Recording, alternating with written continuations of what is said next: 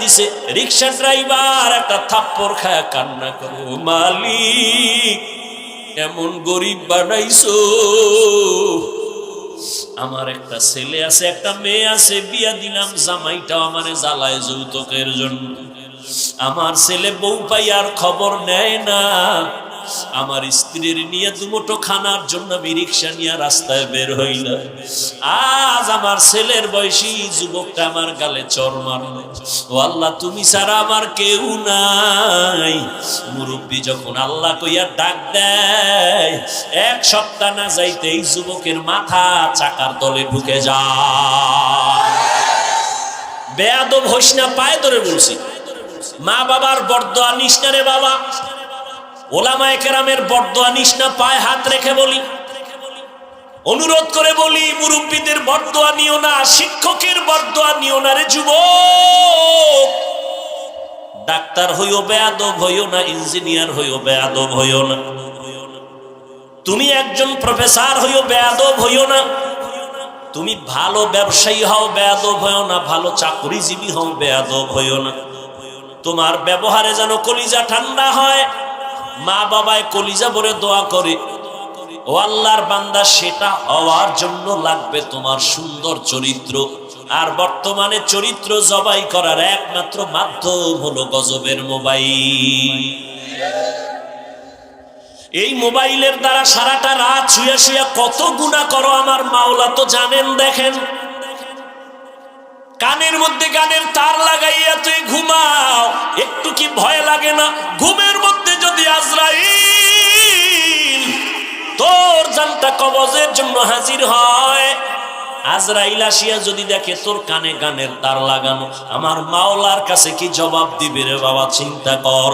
ওর এই কথাগুলো আমি হিন্দুদের মন্দিরে যাইয়া যদি বয়ান দিতাম, খ্রিস্টানদের গির্জায় গিয়া বয়ান দিলে মনে হয় ওরা পাগলের মতো আমার মাওলারে ধরতো, নবীরে ধরতো।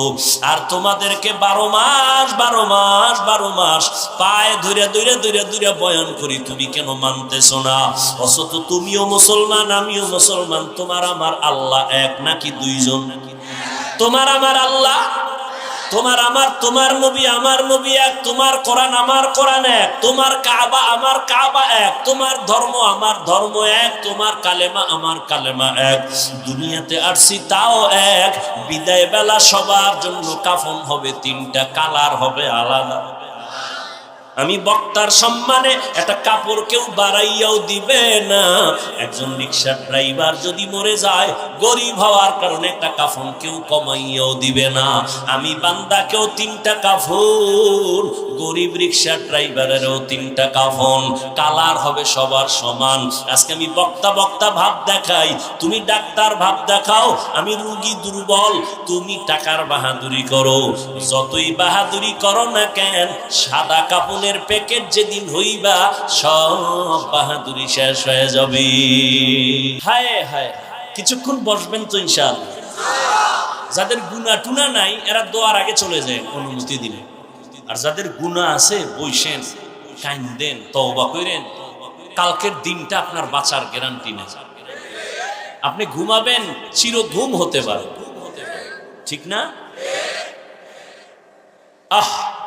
কি অর্জন করলেন যুবক, কি অর্জন করেছ? তুমি মইরা গেলে তোমার আব্বা আম্মা কি নিয়ে তোমাকে স্মরণ করবে? তুমি মা বাবার সাথে বেদবি করছো, এটা স্মরণ করো। ছেলেটা খুব বেয়াদব ছিল, ছেলেটার চরিত্র খুব খারাপ ছিল, মা বাবা এগুলি খুব দোয়া দিবে, দোয়া। আর ফেরেশতারাও রেডি হয়ে আছে দোয়া কাজে লাগাবার জন্য। আফসোস, কবি নজরুলের ইতিহাস পড়ো, কত গর্ব করো। ও যুবক, তোমার মতো সারা রাত মোবাইলে আকাম করলে কবি নজরুলের নাম কেউ নিত না।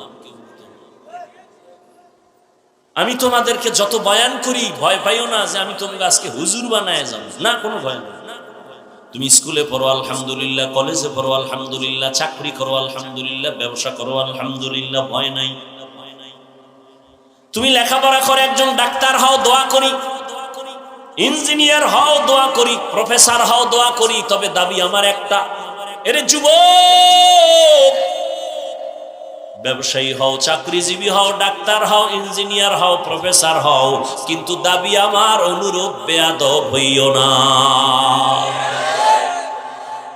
তোমার আচরণে যেন কখনো মা বাবা কষ্ট না পায়, তোমার ব্যবহারে যেন কখনো আলেম ওলামারা কষ্ট না পায়, তোমার আচরণে যেন এলাকার কোনো মুরব্বী কষ্ট না পায়, তোমার ব্যবহারে যেন কখনো বন্ধু বান্ধব কষ্ট না পায়। হাত উঠাইয়া বরদোয়া করা লাগে না। যদি মা বাবায় কষ্ট পায়, আমার আল্লাহর আরশে আজিম পর্যন্ত ধাক্কা লেগে যায়, আল্লাহ বেজার হয়। দেখো অভাব হয় না দূর, গরিবে ঘুমায় আরাম করে মনটা বাহাদুর। ফেরাউনের লাশটা দেখো মিশর জাদু ঘরে, খায় না মাটি পোকা মাছি সবাই ঘৃণা করে। হৃদয়ে থাকিবে যার নম্রতা সদা, রহমত আসিবে সেথা প্রভুর ওয়াদা।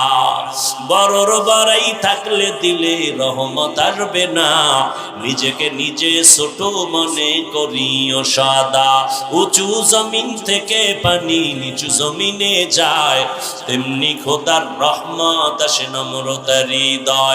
ভোগবিলাসের বাড়ি গাড়ি পরে রবে সব, থাকতে সময় স্মরণ করো আল্লাহ আমার রব। ও আল্লাহর বান্দারা, মরিয়া গেলে কি রেখে যাইতেছো চিন্তা করো। ওরে তোমার ভেতরে এত পাওয়ার আর এত মেডিসিন আমার আল্লাহ দিয়া রাখছেন, এত মেধা, যদি তুমি কাজে লাগাইতে পারো, তুমি একা যুবকের দ্বারা আমার আল্লাহ পুরা দুনিয়াটা তোমার হাতের মুঠায় নিয়ে আসবেন, কন্ট্রোল পাওয়ার দিয়ে দিবেন। তুমি একা যুবকের দ্বারা সম্ভব পুরা বাংলাদেশ নিয়ন্ত্রণ করা, সেই মেধা তোমার মধ্যে আছে। কিন্তু মোবাইল চালাইয়া সব তুমি ধ্বংস করতেছো, খবর নাই। তোমার সুন্দর চেহারাটা নষ্ট করতেছো এই গুনাহ মোবাইল দেখে দেখে। তোমার কানের পাওয়ার গুলো নষ্ট করেছো মোবাইলের আওয়াজ নিয়ে। আমি হুজুর বলি, তোমার কানে ঢুকে না। গুগলে সার্চ দিয়ে দেখো টাচ মোবাইলের দ্বারা শরীরের কি ক্ষতি হয়, খবর নাও। সেখানে টাইওয়ালা তোমাকে ফাদার বসা, তোমাকে অভিভাবকরা বসা। হুজুরদের তো মানবা না, হুজুরেরা পাও ধরে দূরে কয় কানে ঢুকে না। আর পুলিশ যখন লাঠি লইছে না, মাস্ক পর, হাত ধো, এখনো ধোই, করোনা গেছি কবে এখনো ধোই, আমারে কয় দুইবেন নি। আর আলেমরা যে পাও ধরে ধরে বয়ান করছে, দুই হাত দিয়া খাইতে বস, এটা মদিনার সুন্নত, কেউ কাজে লাগায় না। এরে যুবক, এই মোবাইলের দিকে তাকাইয়া চোখের পাওয়ার নাই, বুকের হাড় দুর্বল হয়ে গেছে, মেধা দুর্বল, চোখের পাওয়ার কানের পাওয়ার দুর্বল। চেহারাটা 40 বছর পর্যন্ত নষ্ট হবে না, কোনো মেডিসিন লাগবে না, ক্রিম লাগবে না, হার্বালের কোনো ক্রিম লাগবে না। 40 বছর পর্যন্ত চেহারা থাকবে উজ্জ্বল। আল্লাহ ওভাবে বানাইছেন। দেখো না, বয়ান আর কতক্ষণ করব, ধৈর্য আর আপনাদের কি হবে জানি না। তুমি শীতের মধ্যে হাত মোজা পা মোজা পুরা বডি আটকানো, চেহারাটা খোলা, যত রৌদ্র চেহারায়, বালু চেহারায়, ঠান্ডা চেহারায়, ধুলা চেহারায়। কিন্তু গোসলখানায় গিয়া যেই বডি আটকায় রাখছিল, ময়লা ঢুকে নাই, বালু ঢুকে নাই, কিন্তু দেখবা চেহারা খোলা ছিল, বালু ময়লা সব লাগছে ঠিক, কিন্তু তোমার চেহারা ছাড়া বাকি অংশগুলো সাবান না দিয়া মেসেজ না করলে পরিষ্কার হয় না। আর চেহারায় এত ধুলাবালু রৌদ্র লাগলো, সামান্য পানি দাও, চেহারা পুরো বডির থেকে পরিচ্ছন্ন হয়। আর সেই চেহারাটা নষ্ট করেছো মোবাইল দেখে। মাত্র 25 বছরের ছেলে, 30 বছরের ছেলে, চেহারার দিকে তাকান যায় না, ঘৃণা লাগে, গুনাহ করতে করতে চেহারাটা নষ্ট করে ফেলেছে। চেহারার দিকে তাকাইলে মায়া লাগার কথা, মায়া লাগে না, ঘৃণা আসে। শুধু এই গুনাহ সারাটারা তোমার জীবনের এই অর্জন, অথচ তুমি একজন ডাক্তার হবা, বিশ্বময় তোমার সুনাম ছড়িয়ে পড়ো। তুমি একজন ইঞ্জিনিয়ার হবা, বাংলাদেশের সুনাম তোমার দ্বারা অক্ষুণ্ণ থাকবে রে যুবক। মোবাইলের গুনাহ থেকে নিজেরে বাঁচাও, আল্লাহর ভয় অন্তরে জমা করো, তাকওয়া। আর এই তাকওয়া নিজে নিজে অর্জন করা যায় না, যাদের কাছে তাকওয়া আছে তাদের থেকে অর্জন করো। এজন্য আল্লাহ বলেন কুনু মা'আস সাদিকিন। আল্লাহর প্রিয় বান্দা যারা সত্যবাদী, এদের বন্ধু হয়ে যাও, এদের সাথে সম্পর্ক লাগাও। প্রবাদ আছে তো, সৎসঙ্গে স্বর্গবাস, অসৎসঙ্গে সর্বনাশ। আমাকে একটা নগদ, আপনারা দেখেন একটা প্রমাণ, নগদ জবাব দেন। এই যে এখানে ওয়াজে বসছেন, আল্লাহকে সাক্ষী রেখে বলেন, এখানে যে বয়ানগুলো শুনতেছেন, একটু কি অন্তরে ভয় হালকা হলো আসছে না আসে নাই? অন্তরে একটু ভয় আসে নাই? তাহলে 1 ঘন্টা বয়ান শুনলে যদি অন্তরে ভয় আসে, আখিরাতের কথা স্মরণ হয়, গুনার জন্য ভয় লাগে, মরার ভয় লাগে। যদি আপনি বছরকে বছর আলেম ওলামাদের সঙ্গে থাকেন, মনে হয় যেন আপনি গুনাহমুক্ত হইয়া জান্নাতের ঘেরান নিয়ে কবরে যেতে পারবে। ইলমে ইজাজু করদান বেহিসাব, খলকে রাদাদান জওয়াবে বাসওয়াব, হক না দারত দোস্তে খলকা জারেরা, নিস্তে ই খসলত একে দিনদারেরা। আপনার আমার আল্লাহ এক, নবী এক, কোরআন এক, কাবা এক, ধর্ম এক, নাকি আলাদা? কাফনের কালার, কবরের সাইজ নাকি আপনাদেরটা 1 হাত বড়? কবরের সাইজও এক। হে যুবক, ও বৃদ্ধ বাবাজি, ও পর্দার আড়ালের আম্মা জানেরা, বোনেরা, ওই কবরে রেখে সবাই যখন চলে যাবে, আমি এক, আপনি একা, প্রশ্ন করা হবে কবরে 3টা, তাও সবার বেলায় এক। রবের পরিচয় দাও, ধর্মের পরিচয় দাও, রাহমাতুল লিল আলামিনের পরিচয় দাও। এই 3টা প্রশ্ন আমাকেও করবে, আপনাকেও করবে। নবী বলেন যারা জবাব দিতে পারবে তাদের কবর হবে রওজাতুম মির রিয়াজিল জান্নাহ, আর যারা জবাব দিতে পারবে না তাদের কবর হবে হুফরাতুম মিন হুফারিন নার। ও যুবক বাবারা, তোমার আমার আল্লাহ এক, তোমার আমার ধর্ম এক, তুমিও মুসলমান আমিও মুসলমান। তুমি আল্লাহ মানো, নবী মানো, কোরআন মানো, হাদিস মানো। তোমাকে পায়ে ধরে ধরে বয়ান করার পরেও কেন তুমি টুপি পরতে চাও না? বুঝি না, বুঝি না, মাথা নষ্ট। আমি টুপি ফালাইতে লজ্জা পাই আর তুমি টুপি মাথায় দিতে লজ্জা পাও, তুমি কেমন মুসলমান? আমি দাড়ি কাটতে লজ্জা পাই, তুমি রাখতে লজ্জা পাও। একটু চিন্তা করো বাবা, কুত্তা শুয়ারে আল্লাহ চিন্তা করার মতো মেধা দেন না, আল্লাহ মানুষকে দিছে, একটু চিন্তা করো। আমি মসজিদে না ঢুকলে লজ্জা পাই আর তুমি মুসলমান মসজিদে ঢুকতে লজ্জা পাও। আমি মুসলমান বেপরদায় চললে লজ্জা পাই আর তুমি পর্দা করতে গেলে লজ্জা পাও, তুমি কেমন মুসলমান? বুঝি না রে বাবা, আমরা কি ভুলে আসি নাকি তোমরা ভুলে আসো? বুঝি না কেন এত তোমরা দূরে, নাকি আল্লাহর কোরআনটা মিথ্যা মনে করেছো? বলো, এখনো যদি কোনো সৎসাহস থাকে একটা ভুল কোরআন শরীফ থেকে বের করে দাও। আল্লাহর কসম, একটা ভুল যদি এখন বের করে দাও, আমি দাড়ি কেটে ফেলবো, নামাজ রোজা বাদ দিয়ে প্যান্ট শার্ট টাই পরিয়ে রাস্তায় নাচ গান করবো। পারবি? ভুল বের করতে পারবি? ১৫০০ বছর পর্যন্ত মহাপণ্ডিতেরা কোরআন শরীফের ভুল বের করার অপচেষ্টা কম করে নাই।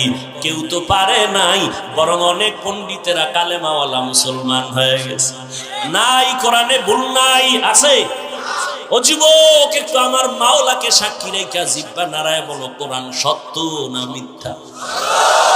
কত পার্সেন্ট সত্য? দ্বিতীয় জবাব দাও, কোরআন শরীফে জান্নাতের বয়ান আসেনি? তৃতীয় জবাব দাও, কোরআন শরীফের ভেতরে জাহান্নামের বয়ান আসেনি? কে জান্নাতে যাবে, কে জাহান্নামে যাবে আল্লাহ তাও বলেছেন, ইন্নাল আবরার লাফি নাঈম ওয়া ইন্নাল ফুজ্জার লাফি জাহিম। নেক আমল যারা করবে তারা জান্নাতের পথিক, যারা গুনাহ করবে তারা জাহান্নামের পথিক। জান্নাত যারা পাবে নেক আমল, তাদের জান্নাতটা কেমন হবে আল্লাহ তাও কোরআনে বলছেন, জান্নাতটা কেমন সুন্দর। জান্নাতিন তাজরি মিন তাহতিহাল আনহার, এমন এমন জান্নাত আল্লাহ বানাইছেন যার তলদেশে ঝর্ণা থাকবে, মধুর ঝর্ণা, দুধের ঝর্ণা, শরবতের ঝর্ণা, নহর, মা তাশতাহি আনফুসুকুম, যা চাইবে তাই পাইবে। জান্নাতে কোনো কালো মানুষ থাকবে না, কোনো বুড়া বুড়ি থাকবে না, সব যুবক যুবতী, সুন্দর সুন্দরী। জান্নাতে কোনো বাথরুম নাই, কোনো দুর্গন্ধ নাই। এমন জান্নাত নবী বলেন, যেই জান্নাত এত সুন্দর যা চোখে দেখে নাই, কানে শুনে নাই, অন্তরও কল্পনা করে নাই। আর ওই জান্নাতটা যে পাবে, আজরাইল যখন জানটা নিতে আসবে, যদি জান্নাতি হইয়া কবরে যায়, জানটা যাওয়ার আগে আগে আমার আল্লাহ জান্নাতের ছবিটা তার সামনে ধরে দেখায় দিবে, রেডি হ, এই জান্নাত তোর জন্য রেডি। আর যারা গুনাহ নিয়ে কবরে যাবে তাদের জন্য জাহান্নাম। বলে জাহান্নামটা কেমন? আল্লাহ তাও বয়ান করেন জাহান্নাম কেমন। ওয়াকুদুহান নাসু ওয়াল হিজারা আলাইহা মালাইকাতুন গিলাযুন শিদাদুন লা ইয়াসুনাল্লাহা মা আমারাহুম ওয়া ইয়াফআলুনা মা ইউমারুন।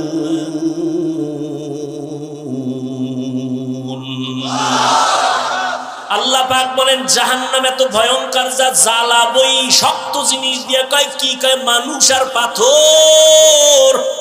দুনিয়ার আগুন জ্বালায় মানুষ নরম জিনিস দিয়া, কেরোসিন দিয়া জ্বালায়, খের কুটা দিয়া জ্বালায়। আর জাহান্নাম এত ভয়ঙ্কর আগুন, যেই আগুনটা জ্বালাবে আল্লাহ পাথর আর মানুষের মাধ্যমে। আল্লাহ বলে নাই কোন মানুষ দিয়া জাহান্নামের আগুন জ্বালাবে। আমি হুজুর যে জান্নাতে যাব গ্যারান্টি নাই। আরে আমারে বাদ দাও না। ওরে আল্লাহ যাদের জান্নাতের টিকিট দিয়া দিবেন 10 জন সাহাবা, জানেন না? ওই 10 জনের মধ্যে প্রথম নামটা কার জানেননি? বলেন বলেন। আবু বকর সিদ্দিক, দ্বিতীয়কে হযরত ওমর। এইভাবে 10 জন সাহাবা জান্নাতের টিকিট হাতে পেয়ে গেলেন। কিন্তু তাদের তাকওয়া কত সুন্দর, তাদের ইখলাস কত সুন্দর, তাদের নামাজ কত সুন্দর, তাদের তেলাওয়াত কত সুন্দর, তাদের কত ব্যবহার এত সুন্দর। কিন্তু রহমতের নবী বলেন, আমি এক রাতের বেলা গভীর ঘুমে গেলাম, যদি আমার চোখ বন্ধ, আমার অন্তর কখনো ঘুমায় না। হঠাৎ আমার হুজরার পাশেই তো মসজিদে নববী, হঠাৎ আমি রাতের গভীরে শুনি কান্নার আওয়াজ আসে। আমি নজর দিয়া বের হয়ে দেখি এত রাত্রে মসজিদের মধ্যে কে কান্না করে। আমি মোহাম্মদ দাঁড়াইয়া দেখি জান্নাতের 1 নাম্বার সার্টিফিকেট দাঁড়িয়ে আবু বকর নামাজে দাঁড়ায় দাঁড়ায় কান্না করে। আমি জিজ্ঞাসা করলাম, রে আবু বকর, আপনি নামাজে দাঁড়ায় কাঁদলেন কেন গভীর রাতে? আবু বকর চোখের পানি ছেড়ে বলেন, ইয়া রাসূলুল্লাহ, আমার মাওলার আদালতে আমি হাসরের ময়দানে কেমনে দাঁড়াবো সেই ভয়ে আমি কান্না করতেছি। কোরআন শরীফের একটা আয়াত আমারে কাঁদাইছে। বলে কোন আয়াত আপনারে কান্না করাইলো? বলবো কোন আয়াত আপনারে কান্না করাইলো? আবু বকর বলে ওই আয়াত, ইন্নাল্লাহা আশতারা মিনাল মুমিনিনা আনফুসাহুম ওয়া আমওয়ালাহুম বিআন্না লাহুমুল জান্নাহ। অর্থ কি? আল্লাহ বলেন আমি মুমিনের জান মাল কিনে নিলাম, বিনিময়ে মুমিনের জান্নাত দিলাম। আল্লাহর নবীকে এটা তো খুশির কথা, এখানে কান্নার তো কোনো কথা নাই। আল্লাহ মুমিনের জান্নাত কিনা নিছেন, মুমিনের জান্নাত দিছেন। কয় ইয়া রাসূলুল্লাহ, এর মধ্যে একটা রহস্য খুঁজে পাইছি। কয় কি? আবু বকর বলেন, ইয়া রাসূলুল্লাহ, আমি তো কাপড়ের ব্যবসা করি। এই ব্যবসায়ীরা ভালো করে শুনো। আবু বকর সিদ্দিক রাদিয়াল্লাহু তাআলা আনহু তিনি বলেন, আমি কাপড়ের ব্যবসা করি। তো আজকে সকালবেলা আমার দোকানে একজন মহিলা আসছে। মহিলা ইসা দাঁড়াইয়া বহুদিন আগে আমার দোকান থেকে একটা কাপড় নিছিল, আজকে কাপড়টা ফিরাইয়া টাকা নিয়ে চলে গেল। বিদায় বেলা আমি একটা প্রশ্ন করলাম, এরে আম্মা জান, আপনি কাপড় নিলেন বহু আগে, আবার ফিরাইয়া দিয়া টাকা নিলেন কেন? মহিলা একটা কথা বলে চলে গেছে। ডাক দিয়া কয়, ও আবু বকর, আপনার দোকানের কাপড় আমার পছন্দ হয় নাই, এজন্য ফিরাইয়া আমার টাকা নিয়ে গেলাম। আরো আগে আসতে চাইছিলাম, ব্যস্ততার কারণে আসতে পারি নাই। এখান থেকে একটা মূলনীতি শিখে নাও, মদিনার নবীর আদর্শ। বিক্রি করা মাল যারা ফেরত চাইলে ফেরত দেয়, নবী বলেন ওই মালটা দান করার সওয়াব তুমি পেয়ে যাইবা। আর তুমি কপাল ভরা ধান্দাবাজ, ধোঁকাবাজ, দোকানে সাইনবোর্ড লাগাইছো বিক্রি করা মাল ফেরত নেওয়া হয় না। রসুলের শাফাআত পাইলে সাইনবোর্ড পুইরা ফেলাও, সাইনবোর্ড নেমে ফেলাও। মহিলা বলল কাপড় পছন্দ হয় নাই। নবী বলেন তো কি হইছে? কয় ও নবী, আপনিই তো বয়ান করেছেন কিয়ামতের ময়দান হবে বড় ভয়ঙ্কর। এই জমিনটা হবে কিয়ামতের মাঠ, আরাফার ময়দান অথবা সিরিয়ার ময়দান হবে আমার মাওলার বিচারালয়, স্টেজ হবে আদালত। আরাফার ময়দান আরবে সৌদি মক্কার পার্শ্বে অথবা বাইতুল মুকাদ্দাস ওই এলাকায়, অধিকাংশ মতামত আরাফার ময়দান হবে আদালত। পুরা দুনিয়ার জমিনটা সমতল থাকবে, সমান। আল্লাহ সবাইকে ডেকে নিবেন, নারী আর পুরুষগুলো সব কিয়ামতের দিন উলঙ্গ দাঁড়াবে। আম্মা জান আয়েশা একদিন নবীকে বলেন, ইয়া রাসূলুল্লাহ, নারী পুরুষ যে উলঙ্গ দাঁড়াবে কি লজ্জা লাগবে না? নবী বলেন কিয়ামতের ময়দান এত কঠিন, সূর্যের এমন নিচে তাপ আসবে, জমিনটা মাটির জমিন পুড়িয়া তামা হয়ে যাবে। অন্যদিকে জাহান্নামের আওয়াজ, হাসুরের ময়দানটা থরথর করে কেঁপে উঠবে। ও যুবক, তোমার মতো কত যুবক জীবনে মাদ্রাসায় পড়ে নাই, সাক্ষী দিও, জীবনে মাদ্রাসায় পড়ে নাই, স্কুলে পড়ে, কলেজে পড়ে, চাকরি করে, 5 বেলার নামাজ পড়ে, সত্য সাক্ষী দাও আছে না নাই? তুমি কেন পারবা না রে বাবা? তুমি তোমাকে জিজ্ঞাসা করো, তোমার কপাল কেন খারাপ? তোমার মতো যুবক ব্যবসা করে, চাকরি করে, শ্রমিকের কাজ করে, র্যাব, আর্মি, পুলিশ, বিডিআরের চাকরি করে, নামাজ ছাড়ে না, রাস্তায় গাড়ি চালায়, নামাজ ছাড়ে না। তুমি কেন পারো না রে বাবা? ও যুবক, নদীর মধ্যে মাছ ধরে বান্দা নামাজ ছাড়ে না, তোমার মতো জেনারেল লাইনের মানুষটা নামাজ পড়ে, তুমি কেন পারো না? ও বৃদ্ধ বাবাজিরা, আপনাদের মতো বুড়া মানুষ মসজিদে গিয়া 5 বেলার নামাজ পড়ে, আপনি কেন পারেন না? ও মাইকের আওয়াজ শ্রবণরতা মা বোনেরা, আপনাদের মতো কত মা, কত বোন এখনো আছে, স্বামীর খেদমত করে, মাল হেফাজত করে, সন্তানগুলোকে আদর্শওয়ালা বানায়, পর্দা করে, নামাজ পড়ে, মোবাইলে সময় নষ্ট করে না। বলেন মা, আপনি কেন পারবেন না? ও যুবক আল্লাহর গোলাম, আজকে আমিও যদি তোমার মতো প্যান্ট শার্ট টাই লাগাইয়া দাড়ি কাইটা রাস্তায় মাস্তানি করতাম, পারতাম, কেউ বাধা দিত না। এই টুপি মাথায় দিয়েছি, টুপির কারণে মাথাটা গরম, লম্বা জামা পরছি, শরীরটা বড় গরম লাগে, দাড়ির কারণে যৌবনের ভাব চলে যায়। সব বুঝার পরেও ফালাই না কেন? এই দাড়ি টুপির কারণে কত মানুষ আমাদের গালি দেয়, কত বাজে কথা বলে, এরপর ওখানে পথ ছাড়ি না। একমাত্র কারণ বাবা, আল্লাহর কোরআন দেখলাম, নবীর কথা দেখলাম, একটা কথা মিথ্যা নাই। গুনাহগার হইয়া যদি কবরে যাই, আবু বকরের মতো জান্নাতি সাহাবী যদি কান্না করে নামাজে দাঁড়াইয়া, হাসরের ময়দানের কথা স্মরণ করে বলে, নবীজি কিয়ামতের দিন নবীরা পর্যন্ত ভয়ে কান্না করবেন, ও আল্লাহ আমাকে বাঁচাও। মানুষ থাকবে উলঙ্গ। ওই সময় যদি আল্লাহ ডাক দেয়, আইনা আবা বাকার, আবু বকর কই?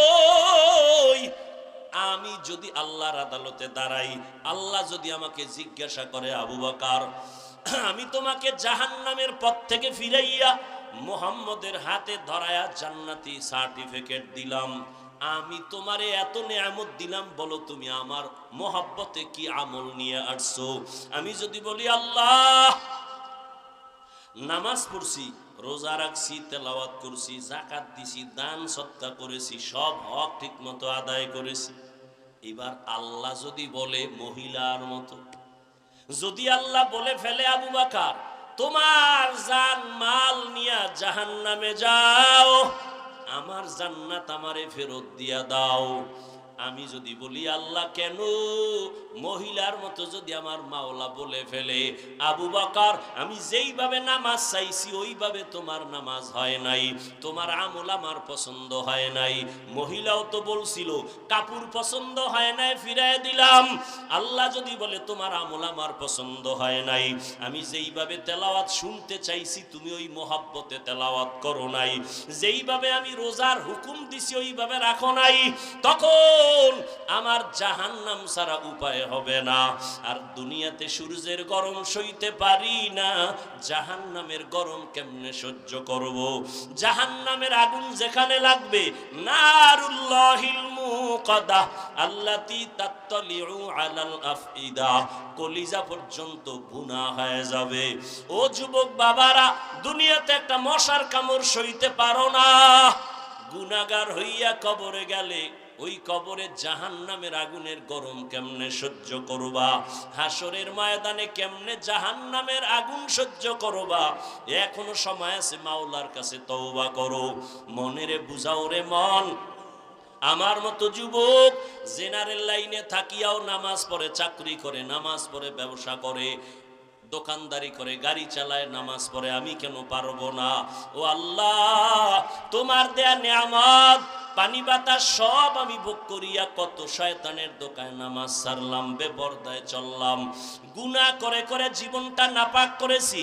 মনে হয় যেন গুনার কারণে আমার হাত নাপাক, আমার চোখ নাপাক, আমার জিহ্বা নাপাক।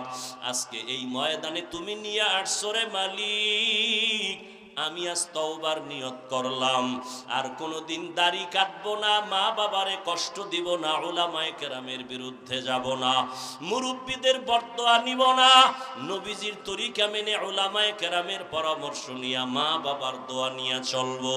ও আল্লাহর বান্দারা, আল্লাহর কাছে যদি তওবা করতে পারো, আল্লাহর কাছে মনে মনে বলো, শুনাইয়াও বলা লাগবে না, মনে মনে আমার মাওলারে ডাক দাও, হে মালিক, এই ময়দানে আমার মতো গুনাহগার কেউ নাই, জীবনটা আমার বড় নষ্ট, কেউ আমাকে দোয়া করে না, সবাই বরদোয়া করে আমার ব্যবহারের কারণে, আমার চরিত্রের কারণে আমারে কেউ ভালো জানে না। ও আল্লাহ, এই অবস্থায় আমি মরতে চাই না, জাহান্নামের আযাব সইতে পারবো না। ও আল্লাহ, তওবার নিয়ত করে ফেললাম, মরিয়ার বাঁচি, তুমি তো হায়াতের মালিক, তুমি তো মরণ দেওয়ার মালিক, তুমি তো রিজিকের মালিক, তুমি তো সম্মান দেওয়ার মালিক। আজকে থেকে আর নামাজ ছাড়বো না, বেপরদায় চলবো না, দাড়ি কাটবো না, মা বাবারে কষ্ট দিব না, উলামায়ে কেরামের পরামর্শ নিয়ে নবীর তরিকা মেনে 5 ওয়াক্ত নামাজ পড়বো, চলবো। তওবা করার মতো যদি কারো অন্তর তৈরি হয়, মুনাফিকি অন্তরে যদি না থাকে, দুর্বলতা না থাকে, ওরে গলায় ছুরি আসবে, মরে যাইবা, তারপরও নবীর তরিকার বাইরে চলবা না, নামাজ ছাড়বা না, এমন পাক্কা নিয়ত যদি তওবার জন্য কারো থাকে, দুটো হাত আমার আল্লাহকে দেখায় দাও। আয় আল্লাহ, আমাদের তওবা কবুল করে নেন, গুনাহ মাফ করে দেন, তওবার উপরে মজবুত হইয়া চলার মতো মরণ পর্যন্ত তৌফিক দান করেন, আমিন। আলহামদুলিল্লাহি রাব্বিল আলামিন, ওয়াসসালাতু ওয়াসসালামু আলা সাইয়্যিদিল আম্বিয়া ওয়াল মুরসালিন।